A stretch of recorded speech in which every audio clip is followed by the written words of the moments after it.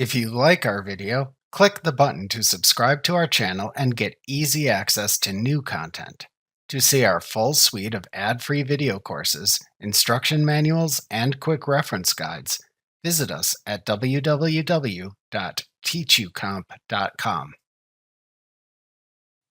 Acrobat allows you to fix very thin lines, known as hairlines, before printing a PDF. Hairlines, while suitable for electronic display, often create problems for offset printers.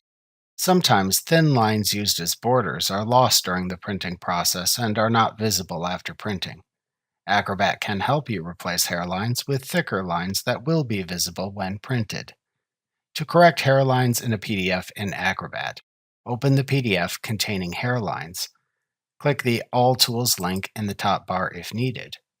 Click the View More link at the bottom of the All Tools panel if needed, and then click the Use Print Production link in the All Tools panel to show the Use Print Production panel in Acrobat. Then click the Fix Hairlines tool in the Use Print Production panel to open the Fix Hairlines dialog box. Select the unit of measurement to use from the Units dropdown in the Hairlines section.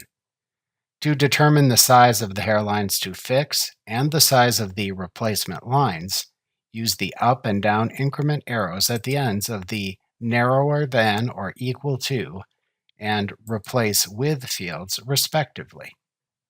Optionally, to include fonts and patterns in the hairline replacement, check the checkboxes for Include Type 3 fonts and Include patterns, respectively. However, note that checking these checkboxes can produce unexpected results, depending on the font type or pattern type. To choose within which pages in the PDF to replace hairlines, select the desired option button in the Page Range section and enter a page range if needed. To finish, click the OK button.